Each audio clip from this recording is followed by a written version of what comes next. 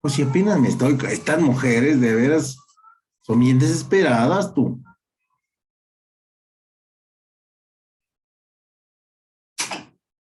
No, a ver.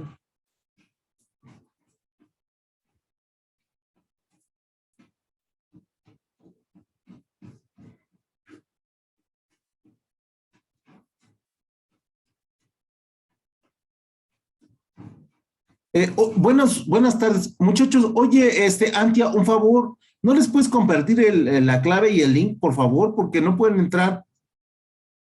Si lo tienes por ahí a la mano, sería muy amable. Gracias, gracias, Antia. Te quiero. Hashtag Cora. Ah, gracias, gracias.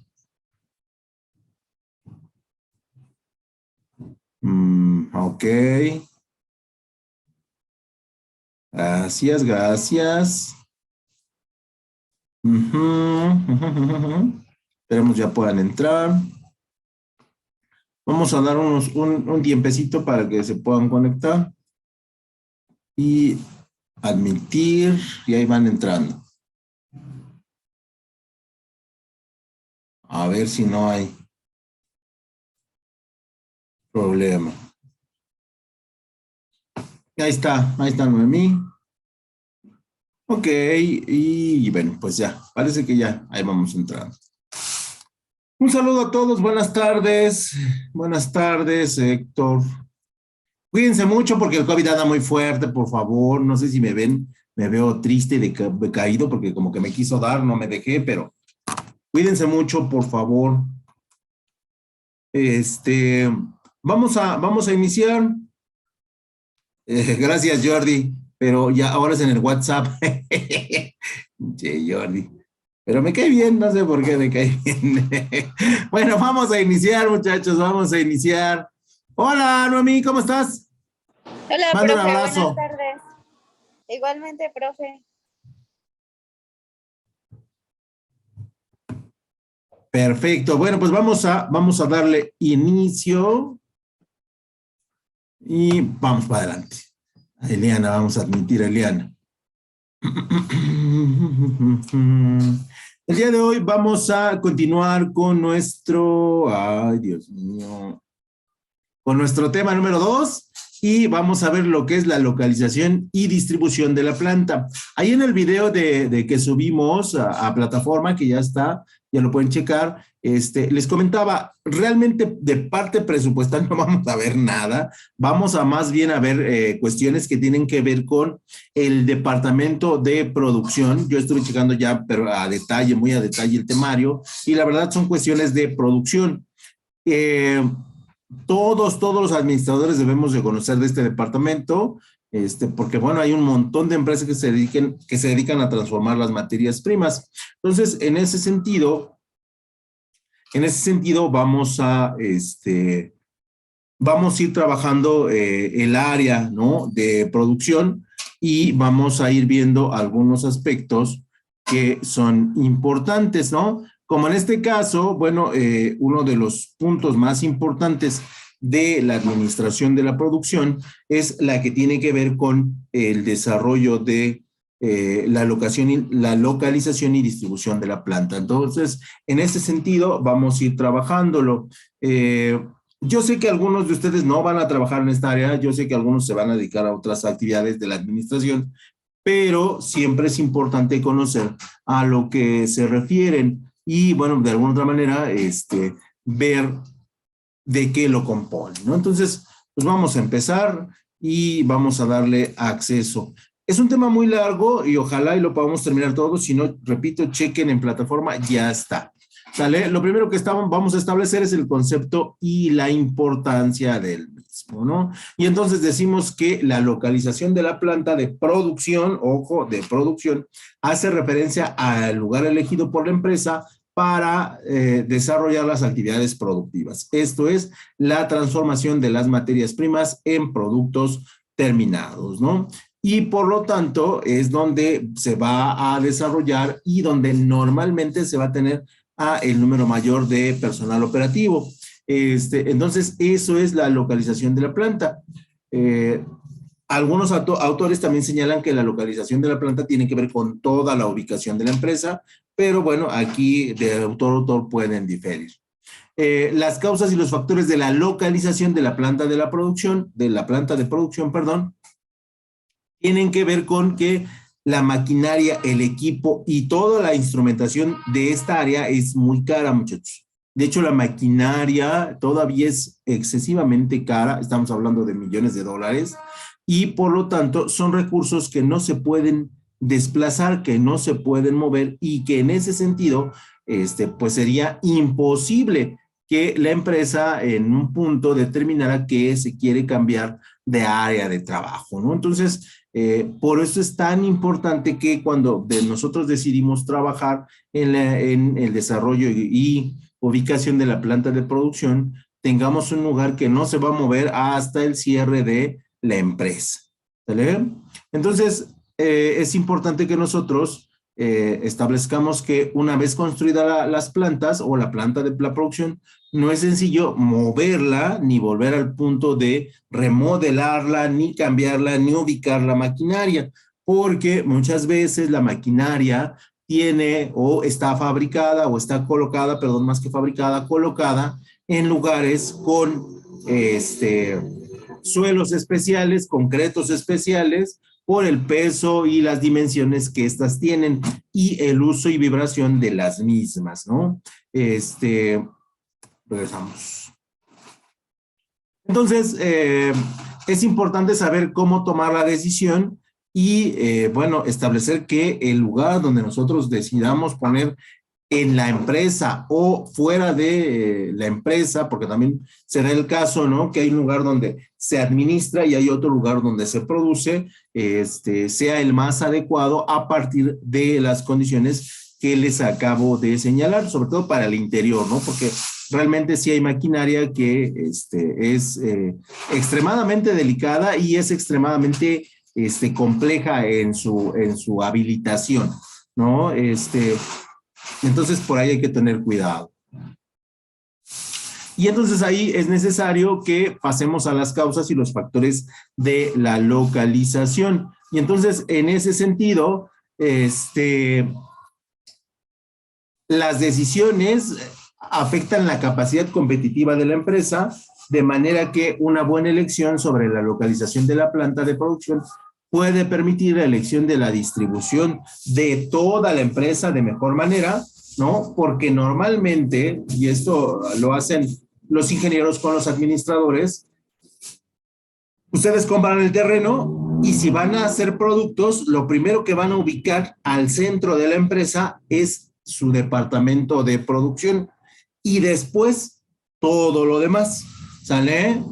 Entradas, salidas. Y al centro de la empresa o al centro de las dimensiones del local que compraron o del terreno que compraron, va el departamento de producción. Entonces, en ese sentido, ustedes deben establecer bien cuáles son sus objetivos desde el punto de vista de la producción, cuánto van a producir hoy y cuánto van a producir mañana, porque muchas veces ha habido empresas, yo he conocido empresas que tienen diferentes áreas de producción regadas en la empresa porque fueron creciendo y fueron construyendo nuevas áreas. Y eso en términos de productividad no es lo mejor. Lo mejor es que todos estén juntos para un mejor control administrativo y para una mejor ejecución de los procesos productivos. Entonces, en ese sentido, siempre se debe pensar que la empresa va a mejorar, va a crecer y se va a volver mucho más eficiente y vamos a necesitar más maquinaria, más equipo y por ende mayor personal. Y entonces, en ese sentido, como parte de la planeación y parte de la ejecución, nosotros tenemos que establecer que va a haber algún momento, en algún momento, que nosotros vamos a tener un riesgo industrial. Es parte de la naturaleza de las cosas, muchachos, ¿no? Nunca queremos que nos suceda un accidente, nunca queremos que nos suceda un percance, pero más sin embargo, nosotros sabemos que es cuestión de que de tiempo es lo natural que tengamos un accidente o un posible riesgo. Y entonces, en ese sentido, la empresa se adelanta un poquito para establecer que es necesario considerar los diferentes tipos de riesgo. Y dentro de los riesgos industriales, pues tenemos que lo definimos como la probabilidad de un efecto específico, ya sea tóxico, térmico o de sobrepresión. Esos son los tres tipos de riesgos que nosotros tenemos, que se producen en periodos determinados, bajo circunstancias determinadas, ligados a acontecimientos accidentales relativos a la pérdida del control de una área en un momento determinado. En general, un riesgo es igual a un accidente y nosotros sabemos que los accidentes, pues desafortunadamente se dan bajo condiciones, incluso muy azarosas, ¿no? O sea, no debería de pasar más, sin embargo, sucedió. Son accidentes, ¿no? Nada más que en la industria se catalogan como riesgos industriales tóxicos, riesgos industriales térmicos y o riesgos industriales de sobrepresión. Y entonces, en ese sentido, vamos a encontrar muchas categorías que desafortunadamente no vamos a poder identificar aquí, pero que sí son, sí son importantes que la empresa o las empresas lo tomen en cuenta. Y entonces, dentro de los riesgos más considerados, establecemos que cualquier riesgo va a afectar o va a repercutir tanto en las instalaciones de la empresa como en el personal que labora en ellas. Y bueno, meternos en una situación de estas es bastante complicado, tiene implicaciones legales y pues la verdad es que nadie quiere que nos metamos en un problema de este tipo. Continuando con los riesgos industriales, bueno, como habíamos dicho, hay tres tipos de riesgos. El primero, el efecto tóxico, que es por la inhalación de gas, ¿no? Cloro, amoníaco o combinación de ambos, ¿no? Causados por la rotura de un tanque o un contenedor o por el proceso productivo que nosotros realizamos, ¿no? Hoy en día ya muchos procesos están automatizados, pero todavía en la industria pequeña, todavía, por ejemplo, lo que es pintura todavía se hace a mano y ese es un riesgo tóxico que todavía se tiene que combatir, aunque, repito, ya hay muchas, lo que nosotros conocemos como las cortinas de agua, ¿no? Si tienen dudas ahí vayan checando que es una cortina de agua o nuestros aspiradores de pintura que normalmente se utilizan en ese tipo de industrias, ¿no? Luego tenemos los efectos térmicos, que estos son producidos por vapores provenientes de flujos térmicos emitidos por incendios o explosiones, o por, evidentemente, el tipo de producto que nosotros hacemos. Seguramente ustedes han comprado pollo Kentucky y por ahí algún día de curiosidad vean la maquinaria del Kentucky, realmente sí está sujeto a efectos térmicos, porque como se cose todo el pollo a presión, es posible que haya un incendio y una explosión, cosa que, si se dan cuenta, nunca pasa, ¿no? Nunca ha pasado, porque se tienen muy buenas medidas de seguridad. Y luego, cuando hablamos de los efectos industriales de riesgos de sobrepresión, hablamos de situaciones que tienen que ver con los gases, ¿no? Con los líquidos o con los combustibles que sean inflamables, ¿no? Y esta inflamación produce una explosión que en términos de riesgo se conoce como sobrepresión. Y entonces, cuando nosotros hablamos de estos tipos de riesgos, ya sea por lo que inhalamos, ya sea por el tipo de materiales que usamos o por situaciones no controladas dentro de la empresa, nosotros tenemos que evaluar los riesgos a través de las normas ISO correspondientes, ¿no? Que normalmente tratan de cubrir todos los aspectos relacionados con los riesgos.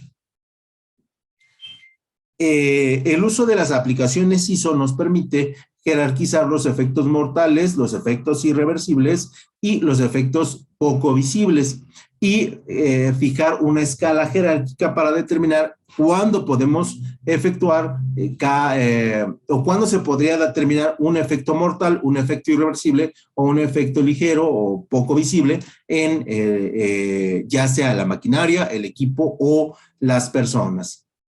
¿Sale? Nosotros, en términos de porcentaje, estamos en la idea de que, en términos de ISO, de que haya un menos 1% máximo de efectos de riesgo en empresa en 365 días del año. Porque de rebasarlo se estaría incumpliendo con la norma y eso implicaría una sanción por riesgos de trabajo o riesgos industriales elevados.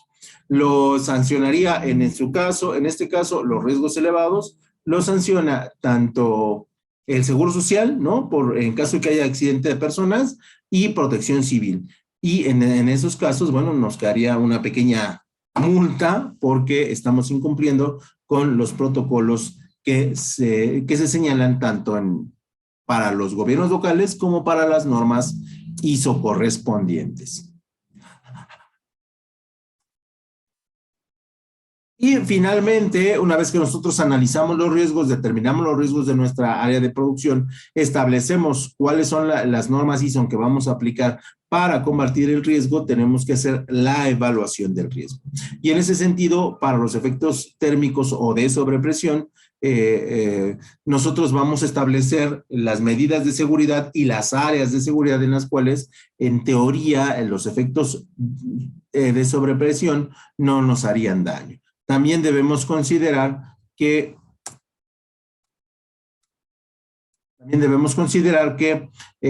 para los efectos tóxicos también tendremos influencia del viento, situaciones en las cuales debemos considerar la colocación de las diferentes áreas en las cuales se involucran productos tóxicos, y también la dirección del viento nos ayuda a determinar cuáles serían los posibles riesgos de un accidente y de la continuación del accidente, que lo normal es que haya un incendio, y el incendio normalmente a partir de las rachas del viento puede afectar a otras áreas de la empresa, que sería lo menos perjudicial, o áreas urbanas que están cercanas a nuestra empresa, porque hoy, sobre todo en la Ciudad de México, hay zonas industriales pegadas a zonas urbanas, y entonces esto no debería de ser, pero desafortunadamente sucede, ¿no? Y bueno, a riesgos ha habido, o ejemplos de estos ha habido muchos, ¿no? No sé si recuerden el caso esto es muy viejo, en 1984, en San Juanico, ¿no? Donde explotan las gaseras que se tenían por ahí, y lo que pasa es que muy cercana a la zona había una zona, una pequeña población de muy bajos recursos, y toda la zona fue pues devastada, ¿no? Y esto no es culpa más que de los gobiernos, ¿no? Porque no deberían estar juntos las zonas industriales con las zonas urbanas, sobre todo en aquellas donde tenemos efectos térmicos, tenemos efectos de intoxicación o de sobrepresión, ¿sale? Y entonces ahí deberíamos ser muy, muy cuidadosos en determinar que no debería de haber elementos cercanos, sobre todo humanos, ¿no? Dejamos el riesgo industrial y pasamos a lo que nosotros conocemos como la teoría económica. Y dentro de la teoría económica lo vinculamos porque el área de producción es aquella que desarrolla los procesos productivos para crear productos, y entonces en ese sentido pues necesitamos considerar todas las teorías económicas vigentes para poder manejar un buen proceso productivo, y que el proceso productivo tenga considerado un buen costo y un buen precio de venta, ¿no? Entonces, en ese sentido, las teorías económicas todas se van a fundamentar, prácticamente todas se van a fundamentar en una cosa que nosotros conocemos como la economía de localización. Y dentro de las teorías económicas conocemos esta, que es la economía de localización, que permite que las empresas dedicadas a una misma industria o negocio se ubiquen en espacios o regiones seleccionadas, ¿no? Y lo normal, lo que nos dice la teoría es que, repito, debe haber zonas industriales separadas de zonas urbanas. Los casos más concretos, no, que yo recuerde, sobre todo en la Ciudad de México, que es la mayor experiencia que tengo, o en Querétaro, si ustedes van a Querétaro, antes de entrar a la ciudad están las zonas industriales, viendo de aquí, de la Ciudad de México para allá, ¿no? Y saliendo para León o Cadereyta también están las zonas industriales, pero en el centro de la ciudad no hay empresas con riesgo de accidente. En el caso de la Ciudad de México, hay una zona industrial en Vallejo, que es muy grande, ¿no? Hay zonas industriales en Iztapalapa, pero repito, la mancha urbana se las comió, ¿no? Y entonces aquí la economía de localización, bueno, pues ya no se llevó a cabo de la mejor manera, ¿no? Pero en las teorías de localización o en las economías de localización se pueden obtener las ubicaciones de la empresa bajo el concepto de geografía, ¿no? Y en la geografía, pues encontramos la disponibilidad de llegar a la empresa, la disponibilidad de que si hay un accidente puedan llegar los equipos especializados para combatir el accidente, la disponibilidad para que los trabajadores puedan llegar sin contratiempo a su empresa, cosa que, por ejemplo, en las grandes ciudades, pues no pasa, ¿no? Porque siempre hay mucho tráfico, ¿no? Hay muchísimo tráfico y es difícil que podamos llegar a tiempo, ¿no? O sea, sí se requiere de mucho esfuerzo para poder llegar al trabajo. Yo vi algunos reportajes que gente de Iztapalapa viene a trabajar a la zona norte de la capital, ¿no? Y se echa 2 horas de camino. Entonces imagínense cómo va a llegar a su trabajo, ¿no? Totalmente desgastado. Y luego 2 horas de regreso a su casa, y entonces esto no debería de pasar porque habla de una poca eficiencia tanto de la teoría económica por parte de los gobiernos como por parte de las empresas, ¿no? Y es prácticamente imposible que haya una productividad alta, ¿no?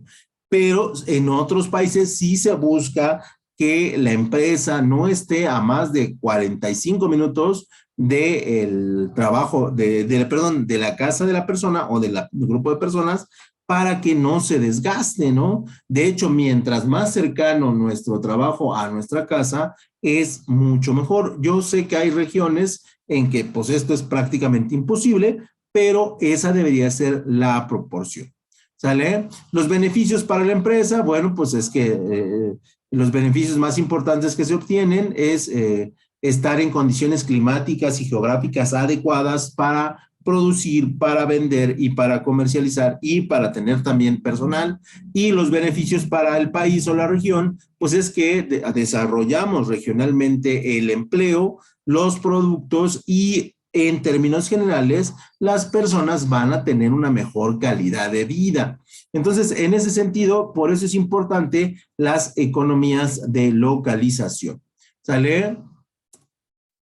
En cuanto a los factores físicos, también dentro de las teorías económicas, se encuentra la proximidad de las materias primas, las fuentes de energía, así como las condiciones topográficas y geográficas y climáticas que son relevantes para las condiciones de la infraestructura de la empresa, pero también de lugares donde nos vamos a poner para que la gente pueda llegar y pueda estar comunicada. Y yo decía en el video, bueno, la Ciudad de México es uno de los lugares donde más infraestructura hay, pero desafortunadamente por el nivel de población, en momentos se vuelve insostenible, ¿no? Yo tiene rato que no viajo así diariamente en la Ciudad de México, ¿no? Pero cuando lo hacía, sí era muy complicado, ¿no?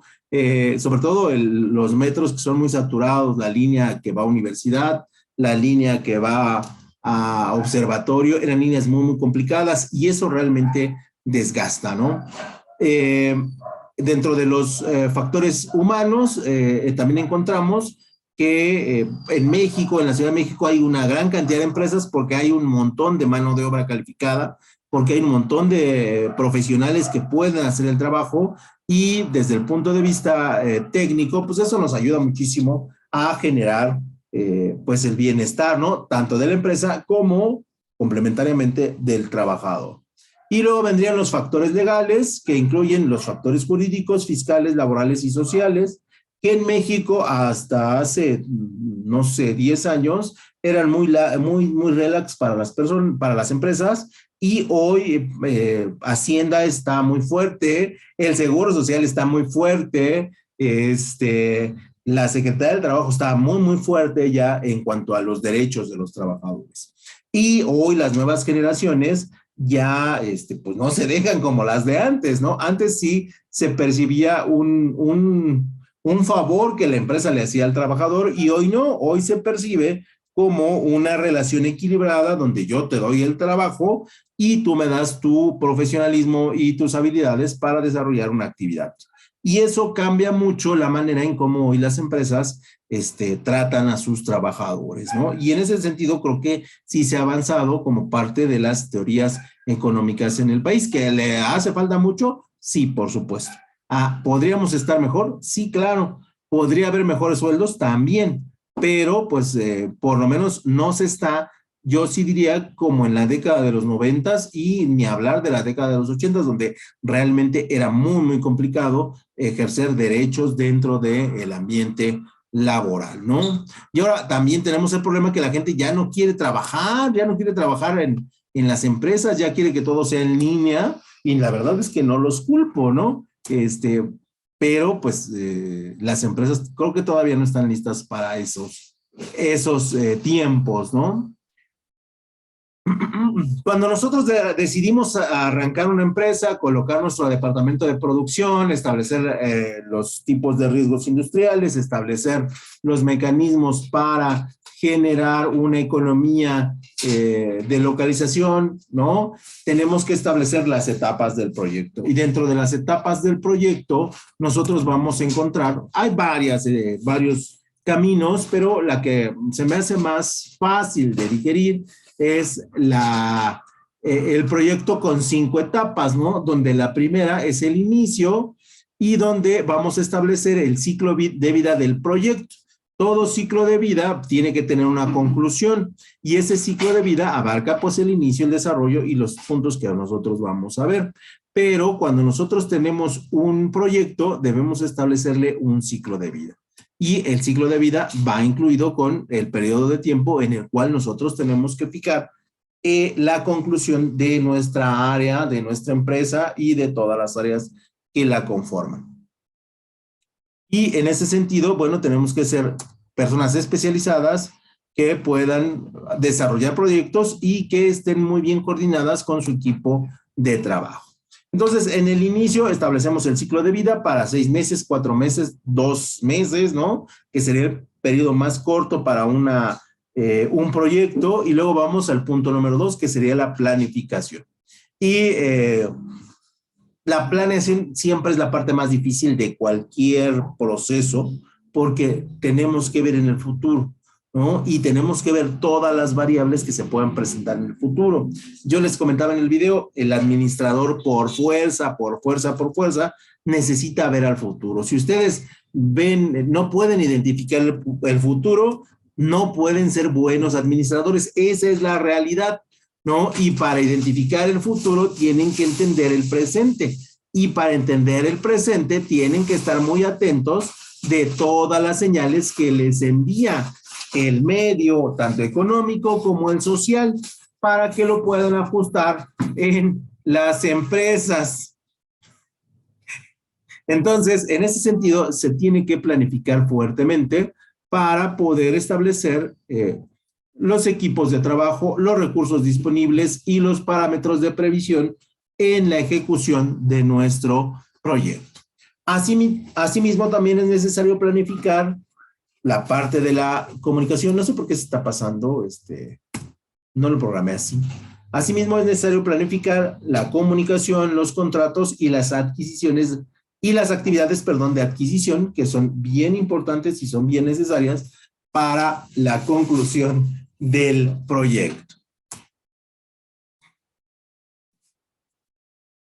Luego, en la etapa número 3, vendría la ejecución y en base a la planificación habrá de completarse las actividades programadas con sus respectivas tareas, y aquí es donde el proyecto ya se está echando a andar y donde ya elegimos la zona donde vamos a poner nuestra empresa y donde ya la maquinaria está llegando y la tenemos que colocar, ¿no? Aquí donde ya tenemos que traer a los especialistas para que programen la maquinaria y para que capaciten y de alguna u otra manera podamos establecer la ejecución del mismo. Ya aquí nosotros tenemos que establecer una buena comunicación que nos ayude a controlar el progreso y los plazos que se nos han solicitado, y asimismo es indispensable hacer el monitoreo, la evolución y el consumo de recursos y presupuestos a tiempo.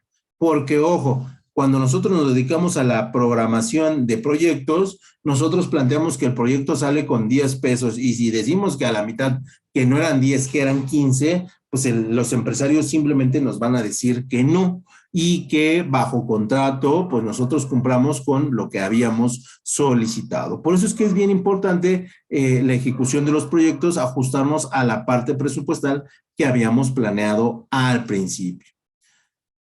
También en esta etapa se deben gestionar lo que son los riesgos, los cambios, los eventos, los gastos, los recursos y los tiempos, ¿no? Y entonces ahí sí es necesario que le digamos a los dueños de la empresa que, o sea, hay un punto en el que tú dices, ya no podemos hacer más cambios, porque si hacemos más cambios, simplemente vamos a salir de presupuesto y vamos a salir del tiempo que habíamos establecido para cumplir con el plazo que la empresa tiene para empezar a producir. Y entonces, en ese sentido, hay un momento en que, o sea, si la gente que se dedica a la ejecución de proyectos tiene que decir hasta aquí.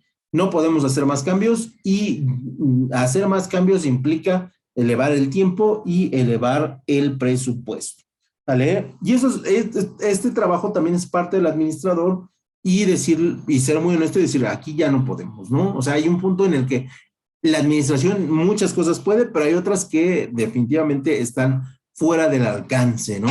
Y están fuera del alcance porque no fueron previstas en su momento como el dueño o los empresarios quieren. Luego pasamos a la etapa número 4, que es el seguimiento y el control, ¿no? Ya casi, ya el proyecto ya está terminado, ya está ejecutado, ya lo empezamos a correr y comprende los procesos necesarios para la realización y el seguimiento y revisión y monitoreo del progreso del proyecto, que prácticamente ya está acabado, y se concibe como el medio de detectar desviaciones con la máxima premura posible, ¿no? Y estas desviaciones también son naturales de cualquier ejecución, de cualquier proyecto, y es necesario que nosotros las tengamos consideradas. Y ya por último, en la etapa final, que es la etapa del cierre, y en esta fase comprenderá todos los procesos orientados a completar formalmente el proyecto y las obligaciones contractuales inherentes. A nosotros se nos dieron 10 pesos para el proyecto, nosotros gastamos 10 pesos en el proyecto, ¿no? Y entonces ahí entregamos un área de producción, una empresa con todas las áreas bien definidas y con todos los mecanismos claramente desarrollados. Ojo, aquí terminamos el proyecto, pero todavía tendríamos que pulir alguna operación que no haya quedado tan clara y que no haya sido tan bien planificada, porque esto puede suceder, ¿sale? Pero ya estaría por fuera del presupuesto. Por eso es que cuando los empresarios nos solicitan algún presupuesto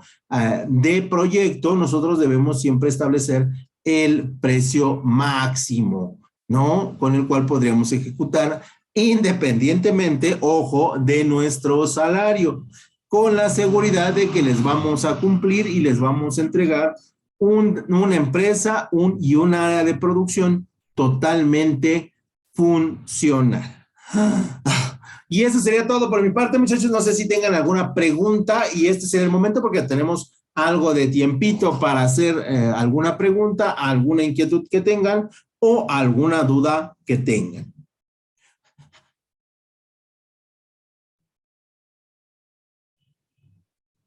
Por mi parte, no, maestro, todo claro.